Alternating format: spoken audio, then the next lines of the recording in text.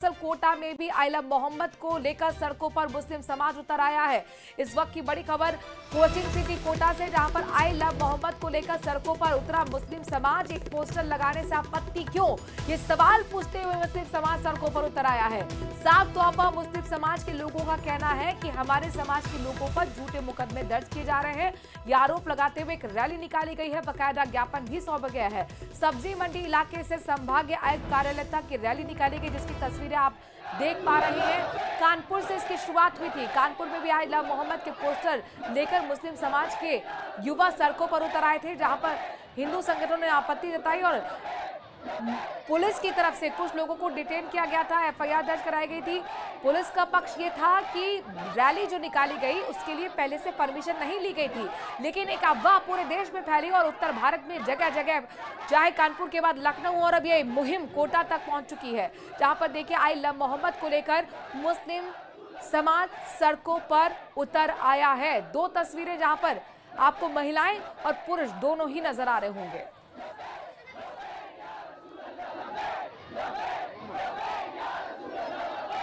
इसके मुकाबिल जिस तरह से हम कुरान पर अमल करते हैं, हमारे नबी पर मोहब्बत करने का हमें पूरा हक और अधिकार है, और इसी तरह कानून भी अधिकार देता है। अपने जिस चीज़ से मोहब्बत करते हो, जिससे जुड़े हुए हो, उनके साथ मोहब्बत करने का पूरा अधिकार होता है। तो हम में से अगर किसी ने अगर ये बैनर में लिख दिया कि आई लव मोहम्मद लिख दिया, लिखने के बाद फिर इसमें क्या ऐसी गलती हो गई कि जिसकी वजह से प्रशासन इनको परेशान करने लग जाएं, इनको जेल में डालने लग जाएं और तरह तरह की मुसीबतें पहुंचाने लग जाएं, जबकि हर किसी को अधिकार होता है कि अपने अपने गुरुओं को, अपने अपने धर्म के पेशवाओं को माने और उनकी बातों पर अमल करें। ये जो अभी गरबा का मामला चल रहा है, देखिए कोई भी त्योहार आता है, अभी उनका वो आया था, क्या कहते हैं, कांवड़ यात्रा, मुस्लिम्स आर अनवांटेड, सड़कों पे से दुकानें गायब कर दी। अभी इंदौर में एक मार्केट में से 1000 मुसलमानों को हटा दिया, गोश्त की दुकानें बंद करो। हमारे रमजान में भी तो भाई शराब की दुकानें बंद करो, हमारी भी तो भावनाएं आहत होती हैं। अब गरबा में कहा दिया कि मुस्लिम्स की एंट्रीज नहीं है, हम तो इसका स्वागत करते हैं, खुशामदीद कहते हैं। अब वो मुसलमान बेगैरत है कि मना करने के बावजूद भी जाएं। जब भाई किसी का त्योहार है, उनका प्रेरोगेटिव है, चाहे जिसको आमंत्रित करें, चाहे जिसका इस्तेकबाल करें। जब आपको नहीं बुला रहे हैं तो आप क्यों जा रहे हो? और वैसे भी आपकी मूर्ति पूजा तो होती नहीं, वहां तो मूर्ति रखी रहती है, तो आप किस लिए जाना चाहते हैं? अब हमारी तरह कोई बड़ा दिल थोड़ी है इस्लाम का। जब तो देखें, आज 70 करोड़ मुसलमान है। ख्वाजा मोइनुद्दीन चिश्ती रहमतुल्लाह अलैह ने जो मुशकिन को कलमा पढ़ाया, और आज जो है वो इनकी छोटी मानसिकता की वजह से तो हुआ। इनकी ऊंच नीच, ये तो एक दूसरे के लिए करते हैं कि बेचारा कोई दलित है तो मंदिर में नहीं जा सकता, फिर हम तो मुसलमान हैं तो हमें क्यों अपने उसमें आने देंगे? ये इनकी मर्जी है और हमें इसमें कोई ऑब्जेक्शन भी नहीं है। जिसका जो त्योहार होता है अपने तरीके से मनाए। हमारी तरह ईद का थोड़ी है कि मीठी सिवैयां हमारे एक को खिलाते हैं। जयपुर नगर निगम ग्रेटर की 8वीं साधारण सभा की बैठक शुक्रवार को हंगामे की भेंट चढ़ गई। बैठक शुरू होने के कुछ ही देर बाद कांग्रेस पार्षदों ने टेबल पर चढ़कर नारेबाजी शुरू कर दी, जबकि पार्षद ने गुस्से में प्रस्ताव की प्रति ही फाड़ डाली। हंगामे के चलते महज 2 घंटे में ही बैठक को अनिश्चितकाल के लिए स्थगित करना पड़ा।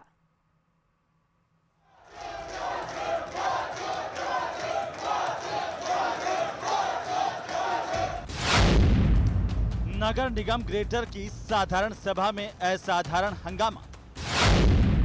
जीएसटी रिफॉर्म और वन नेशन वन इलेक्शन पर गूंजे नारे। कांग्रेस पार्षदों ने टेबल पर चढ़कर लगाए नारे। शोर शराबा, हंगामा, नारेबाजी। महापौर सौम्या गुर्जर की अध्यक्षता में हुई साधारण सभा की बैठक में शुरुआत से ही माहौल गर्माता नजर आया। तय समय से करीब 25 मिनट देरी से शुरू हुई बैठक की शुरुआत दिवंगतों को 2 मिनट का मौन रखकर श्रद्धांजलि देने के साथ हुई। इसके बाद 10 मिनट के लिए बैठक स्थगित कर दी गई।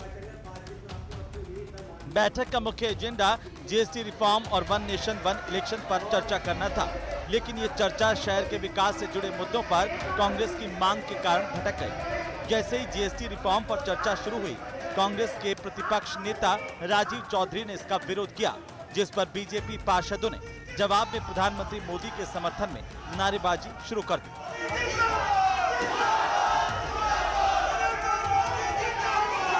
वहीं नगर निगम में कांग्रेस के उपनेता भरत मेघवाल ने जब अपनी बात रखने की कोशिश की तो मेयर सौम्या गुर्जर ने उन्हें बोलने से रोक दिया, जिसने कांग्रेस पार्षदों के गुस्से को और भड़का दिया।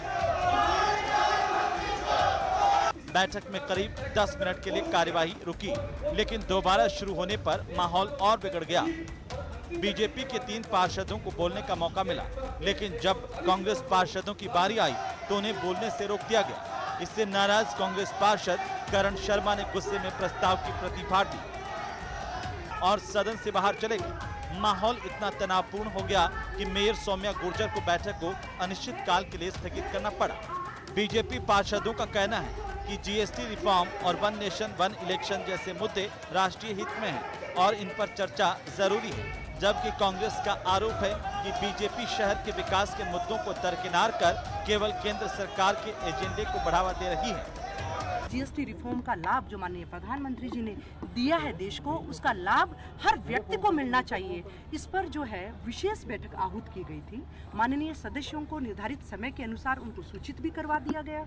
और रही बात अन्य जो बातें कह रहे हैं, उनमें विपक्ष जो है मैंने देखा है कि चर्चा ही नहीं करना चाहता है, क्योंकि उनको सिर्फ हंगामा खड़ा करना है। विगत 7 बैठक से मैं लगातार देख रही हूँ, मैं चर्चा का पूरा मौका देती हूँ।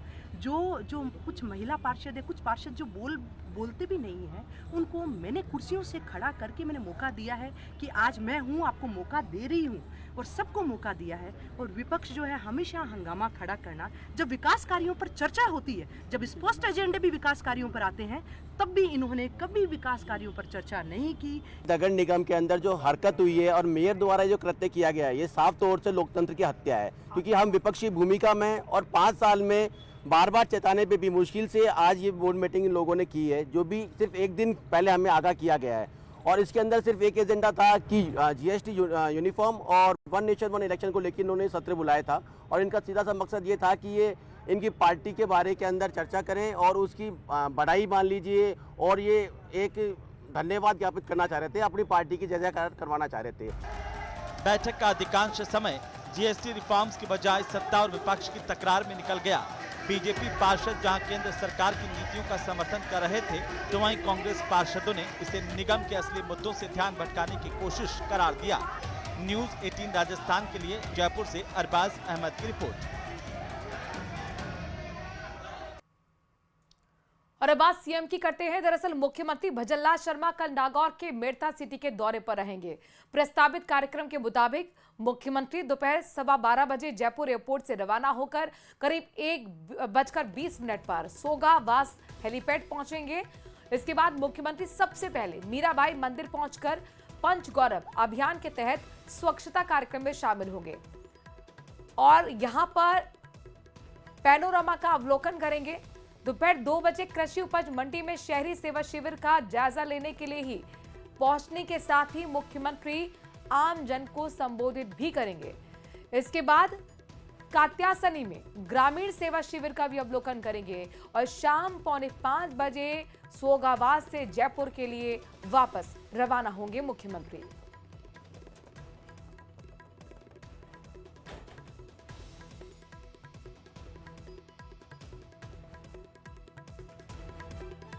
चलिए बात करते हैं दरअसल कांग्रेस की। पंचायत और निकाय चुनाव कब होंगे, तस्वीर पूरी तरह से अब तक साफ नहीं है, लेकिन इससे पहले कांग्रेस संगठन को मजबूत करने में जोर शोर से जुट गई है। एक तरफ ऑब्जर्वर को नियुक्त कर दिया गया है, जिम्मेदारी सौंप दी गई है, तो वहीं उन नेताओं को पार्टी में वापसी कराई जा रही है जिन्हें अलग अलग वजहों के चलते पार्टी से निष्कासित कर दिया गया था।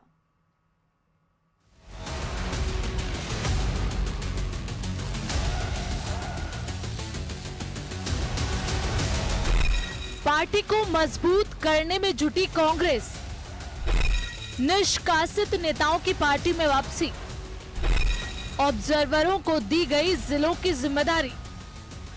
विधानसभा चुनाव में हार और लोकसभा चुनाव में गठबंधन के साथ महज 25 में से 11 सीटें हासिल करने वाली कांग्रेस अब हर मोर्चे पर पार्टी को मजबूत करने में जुट गई है।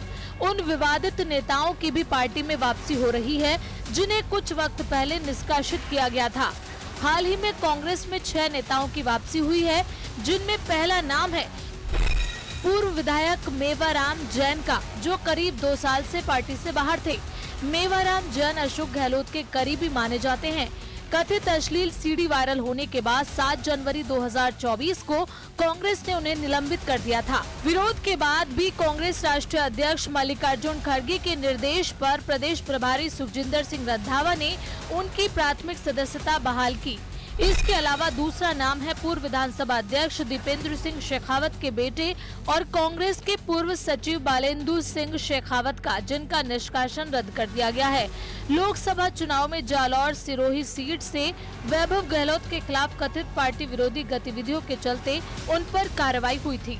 तेजपाल मिर्धा के अलावा संदीप शर्मा, बलराम यादव और अरविंद डामोर की पार्टी में वापसी हो गई है। सबसे मिल रहा हूँ, दिल्ली में भी हमारे नेता, उनसे भी मिल के आया हूँ और यहाँ भी मिला हूँ और उनको धन्यवाद दूंगा कि आपने जो ये निर्णय 2 साल से जिसके अटका हुआ था और उसके लिए मदद की और मेरा सहयोग किया, इसके लिए उनको धन्यवाद देना चाहता हूँ। यहाँ आपने देखा होगा पहले अनुशासन कमेटी ने अनुशंसा की, फिर हमारे प्रदेश अध्यक्ष आदरणीय डोडरास राशि, जूली साहब और हमारे पूर्व मुख्यमंत्री आदरणीय अशोक जी और अन्य यहाँ सभी नेताओं ने जो अनुशंसा की और उसी अनुशंसा के माध्यम से हमारे AICC के अध्यक्ष आदरणीय खड़गे साहब, हमारे प्रभारी सचिव हमारे रंधावा साहब और सभी ने उसको देखते हुए ये जो निर्णय लिया है, मेरा रहेगा कि मैं किस तरह से वापस सबको संगठित होकर हम कांग्रेस को कैसे मजबूत कर सकें। इन 6 नेताओं में से कुछ नेताओं के ऊपर तो चुनाव के दौरान पार्टी के खिलाफ काम करने के आरोप थे। आप उनको राजनीतिक आरोप कह सकते हैं कि उनको पार्टी का फैसला सही नहीं लगा, इसलिए वो पार्टी के खिलाफ गए। लेकिन इनमें से कुछ एक नेता ऐसे हैं जिनके ऊपर गंभीर व्यक्तिगत चारित्रिक आरोप थे। उन नेताओं का निलंबन वापस लिया गया है, तो क्या वो पार्टी के लिए जनाधार रखते हैं इसलिए उनको वापस लिया गया है, या उनके किसी बड़े नेता के साथ बहुत निकटतम संबंध हैं इसलिए उनको वापस लिया गया है? प्रदेश कांग्रेस कमेटी के 6 नेताओं के निलंबन वापसी के फैसले पर बीजेपी ने भी तंज कसा है। बीजेपी प्रवक्ता पंकज मीणा का कहना है कि जनाधार खोती कांग्रेस में ऐसा क्या हुआ कि वो समझौता कर रही है। ऐसा क्या हुआ कुछ ही समय में कि उनका अश्लीलता का इस कदर का जो रैकेट था वो सामने आने के बाद भी कांग्रेस ने उनको कुछ ही समय में वापस ज्वाइन करा लिया। निश्चित रूप से ये तय बात है कि कांग्रेस बहुत डरी हुई है, बहुत सहमी हुई है और उनको मुख्यमंत्री भजनलाल के नेतृत्व में जो शानदार काम हो रहा है राजस्थान में, उससे घबरा के किसी तरह से जनाधार बचाने में कांग्रेस लगी हुई है और इस कारण से नैतिकता से समझौता करने को तैयार है, सिद्धांतों से समझौता करने को तैयार है। कांग्रेस में दूसरी तरफ नियुक्त किए गए 30 पर्यवेक्षकों को जिलेवार जिम्मेदारी दी गई है। दिल्ली में गुरुवार को हुई बैठक में राजस्थान को संगठनात्मक रूप से 50 जिलों में बांटा गया है। कांग्रेस के इस आक्रामक तेवर से साफ है कि पार्टी संगठन और चुनाव दोनों में कोई कमजोरी नहीं छोड़ना चाहती है। हालांकि नेताओं की वापसी पर सवाल भी उठ रहे हैं और कुछ विरोध की आवाजें भी दिल्ली तक पहुंची हैं। बावजूद इसके कांग्रेस हाईकमान का सीधा संदेश है, संगठन सृजन मतलब पार्टी हर मोर्चे पर मजबूत, चाहे किसी भी कीमत पर हो। जयपुर से न्यूज़ 18 राजस्थान के लिए अरबाज अहमद और सुधीर शर्मा की रिपोर्ट।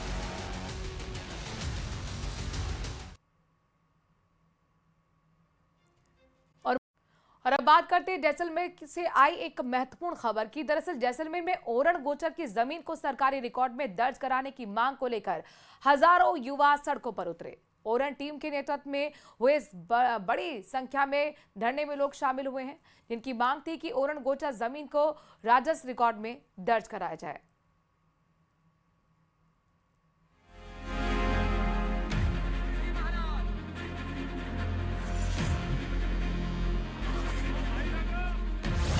ओरण गोचर जमीन के लिए जनाक्रोश, भारी संख्या में इकट्ठा हुए युवा, गढ़ीसर से कलेक्ट्रेट तक दिखा विरोध।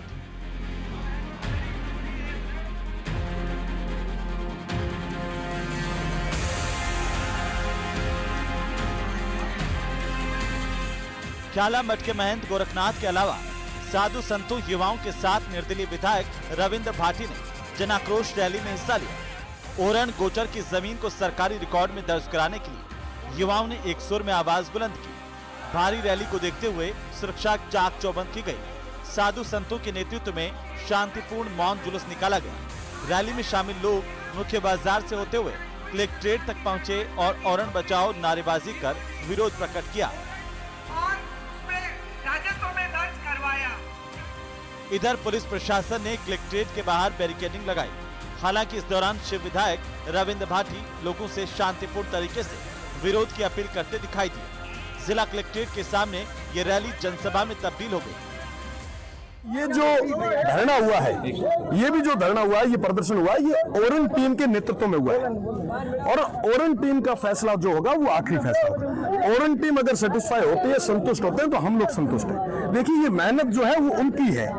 हाँ, असेंबली में हमने उठाया है, आगे भी उठाएंगे। जब भी कभी जैसाण के, बाड़मेर, जैसलमेर, बीकानेर, फलोदी क्षेत्र के लोग हमें कहेंगे किसी मुद्दे को रखने के लिए, तो एक बार नहीं 10 बार रखेंगे। पर आज के समय में जो भी फैसला होगा वो आखिरी फैसला ओरण टीम का माना जाएगा।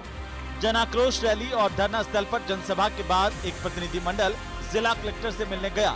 इस प्रतिनिधि मंडल में पूर्व महारावल चैतन्य राज सिंह, पोखरण विधायक महंत प्रतापपुरी, जैसलमेर विधायक छोटू सिंह भाटी, गुरु गोरखनाथ, जिला प्रमुख प्रताप सिंह शामिल रहे। जब से धरने पर बैठी तब से हमारे संपर्क में, हम उनके संपर्क में हैं, वो हमारे अपने हैं और दिन रात हम सब ने बैठ करके चर्चा और मंथन किया। उन्होंने जो लिखित हमें दिए थे कि इन बिंदुओं पर हमें आश्वस्त करना है, तो मुझे कहते हुए आपके द्वारा सबको ज्ञात करवाना चाहता हूँ कि जो लिखित में जितने ज्ञापन में बिंदु थे उन सब की पालना की गई है, उन सब का निष्कर्ष निर्णय लिया है और इन सबको दे दिए है, लिखित में आदेश दिए हैं। इस आंदोलन का केंद्र बिंदु है ओरण और गोचर की भूमि की सुरक्षा, जिसे प्राचीन ग्रामीण समाज अपनी धरोहर और पीढ़ियों से जीवन रेखा मानता आया। दरअसल विधायक भाटी ने लंबे समय से ओरण बचाओ अभियान चला रखा है। आइए आपको बताते हैं कि आखिर ओरण भूमि क्या होती है। ऐसी जमीन जिसे बरसों से पुरखों ने आम जन के हितों के लिए संरक्षित रखा हो। इसमें गांव की वो भूमि शामिल है जो पुराने जमाने में कभी न कभी देवताओं के नाम छोड़ी गई थी या पशुओं को चराने के लिए छोड़ी गई है। यहाँ पेड़ काटना या हानि पहुंचाना पाप माना जाता है। इसमें वन भूमि भी शामिल है। ओरण ही पर्यावरण में बैलेंस बनाए रखने के स्रोत है। ओरणों में पानी के स्रोत, टांके और तालाब भी होते हैं। सीधे तौर पर कहें तो गाँव की वो जमीन जो सामाजिक सरोकारों के लिए पुरखों ने छोड़ रखी थी, उसे ओरण कहा जाता है। ओरण सबकी साझी धरोहर है जो जैव विविधता को संतुलित करती है। ऐसे में उसके संरक्षण के लिए समाज के लोग एक साथ खड़े हैं और चाहते हैं कि ओरण गोचर की जमीन को सरकारी रिकॉर्ड में दर्ज कराया जाए। जैसलमेर से न्यूज़ 18 राजस्थान के लिए सावलदान रत्नों की रिपोर्ट।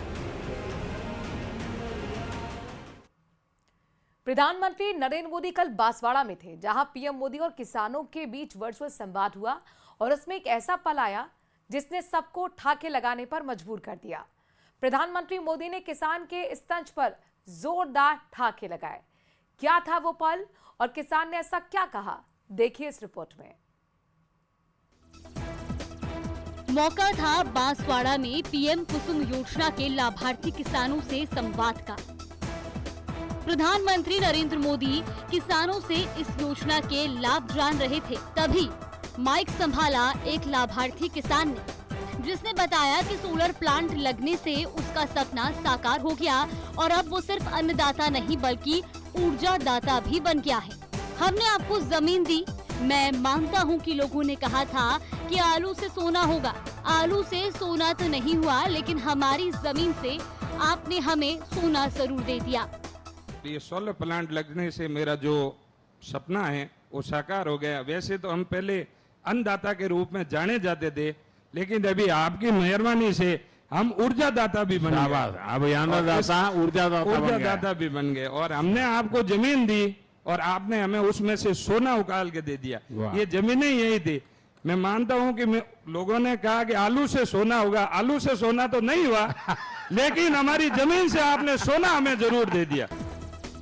आलू से सोने का नाम सुनते ही मीटिंग में बैठे सभी लोग हंस पड़े। खुद प्रधानमंत्री मोदी भी अपने ठहाके रोक नहीं पाए। यहाँ सीधा तंज था कांग्रेस नेता राहुल गांधी के पुराने बयान पर। किसान ने साफ कर दिया कि राजनीति में जिस आलू से सोने की बात कही गई थी वो नहीं हुआ, लेकिन पीएम मोदी की योजना ने जमीन से सोना जरूर पैदा कर दिया है। बांसवाड़ा का ये संवाद सियासी गलियारों में अब चर्चा का विषय बन गया है। किसान ने बातों ही बातों में ऐसा सियासी तीर चलाया कि पीएम मोदी की हंसी रुकने का नाम नहीं ले रही थी। पीएम कुसुम योजना से किसान अब ऊर्जा दाता तो बने ही हैं, साथ ही मौका मिलने पर राजनीतिक व्यंग करने से भी नहीं चूक रहे हैं। Bureau report, news 18 Rajasthan. और अगली खबर आपको जोधपुर से बताते हैं, जहां पर व्यापारी से लाखों रुपए की रिश्वत लेने के मामले में मुख्य आयकर आयुक्त रहे पवन कुमार शर्मा को सीबीआई कोर्ट ने 4 साल की सजा सुनाई है। सीबीआई के अधिवक्ता भंवर एस ने इसकी पुष्टि की। बता दें कि आयकर अधिकारी शैलेंद्र भंडारी की गिरफ्तारी के साथ ही आयकर विभाग के चीफ कमिश्नर पवन कुमार शर्मा व्यापारी से लाखों रुपए की रिश्वत लेते हुए रंगे हाथों पकड़े गए थे। उस वक्त सीबीआई ने दोनों को गिरफ्तार कर कई चौंकाने वाले खुलासे किए थे।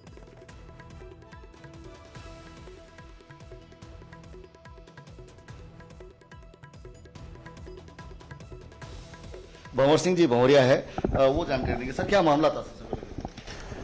वर्ष 2015 में तत्कालीन मुख्य आयकर आयुक्त और आयकर अधिकारी पवन कुमार शर्मा और शैलेंद्र भंडारी को जो है इस युद्ध के प्रकरण बनाकर गिरफ्तार किया गया था। 15 लाख रुपए रिश्वत राशि थी, उसमें आज उन दोनों को दोष सिद्ध किया गया है और 4 वर्ष साधारण कारावास और प्रति अभियुक्त। राजस्थान की सीआईडी इंटेलिजेंस ने जैसलमेर से हनीफ खान नाम के जासूस को गिरफ्तार किया। हनीफ सोशल मीडिया के जरिए आईएसआई से जुड़ा था और भारतीय सेना की गोपनीय जानकारी साझा करता था।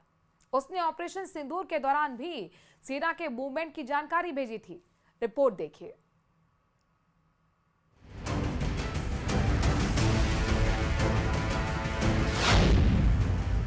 देश से गद्दारी, दुश्मनों से यारी, पाक भेजी जानकारी पड़ गई भारी। आईएसआई से जुड़े तार, जासूस गिरफ्तार। देश के गद्दारों के खिलाफ एक्शन जारी है। पाकिस्तान बॉर्डर से सटे जैसलमेर जिले से एक और पाकिस्तान का जासूस पकड़ा गया है। प्रदेश की सीआईडी इंटेलिजेंस ने हनीफ खान को गिरफ्तार किया है, जिस पर कई गंभीर आरोप लगे हैं। शुक्रवार को उसकी जयपुर कोर्ट में पेशी हुई, जिसके बाद कोर्ट ने उसे 4 दिन के रिमांड पर भेज दिया, जहां उससे कड़ी पूछताछ की जाएगी। आरोपी हनीफ खान सोशल मीडिया के जरिए आईएसआई से जुड़ा था और आईएसआई को भारतीय सेना से जुड़ी गोपनीय जानकारी देता था। उसने ऑपरेशन सिंदूर के दौरान भी सेना के मूवमेंट की जानकारी दी। आरोपी पाकिस्तान बॉर्डर के पास बहला गांव का रहने वाला है, जिससे उसका मोहनगढ़, घड़साना जैसे इलाकों में आना जाना था। देखिए, अभी आरोपी को हमारे कल अरेस्ट किया, हनीफ खान को जैसलमेर से पकड़ा है और ऑपरेशन सिंदूर के समय से ही उसे ट्रैक किया जा रहा था, जिसमें कई सेंसिटिव इंफॉर्मेशन जो कि सेना से रिलेटेड थी, डिफेंस की थी।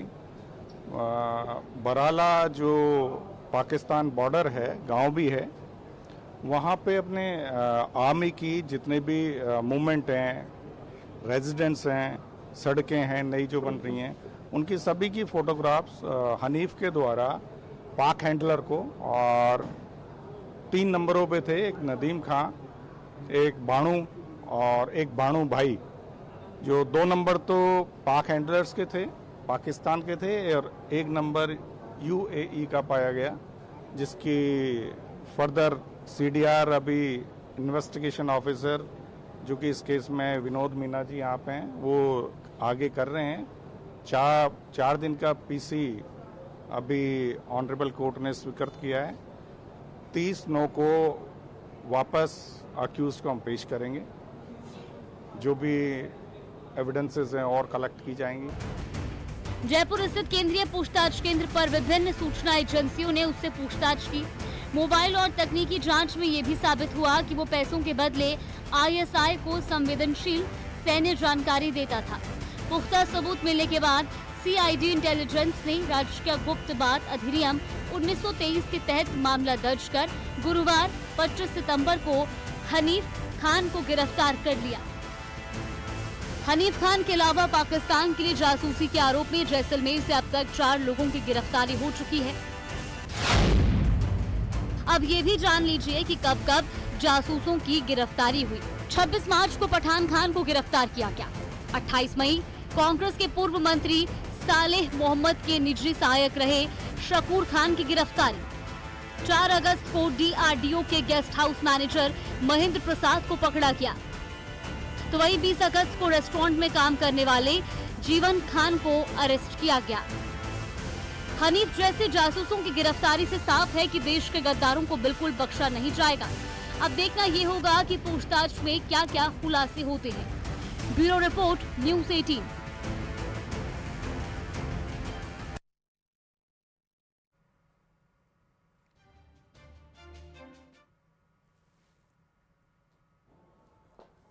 कि हमारी संस्कृति, हमारा विचार,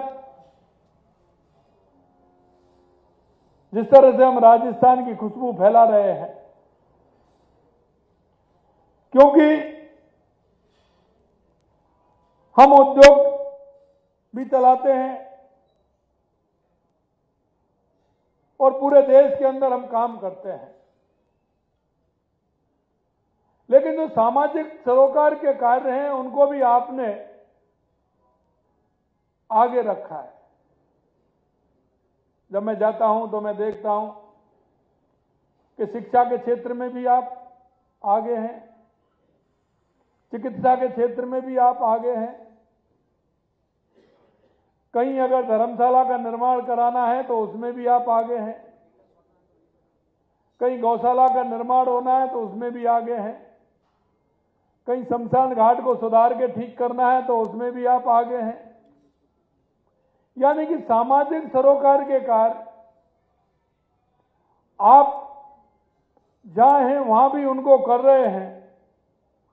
और ऐसा नहीं है, जब आप अपने राजस्थान जाते हैं, शादी के बाद बच्चों को लेकर के जाते हैं या कोई भी कार्यक्रम होता है उसमें जाते हैं, देवी माँ के दर्शन करने के लिए जाते हैं, देवताओं के दर्शन करने के लिए जाते हैं, तो गांव वाले भी आपको कुछ ना कुछ बताते हैं। तो गांव वाले बताते हैं तो उस काम में भी आपकी सहभागिता बढ़ चढ़ के रहती है। इसके लिए मैं धन्यवाद देता हूं।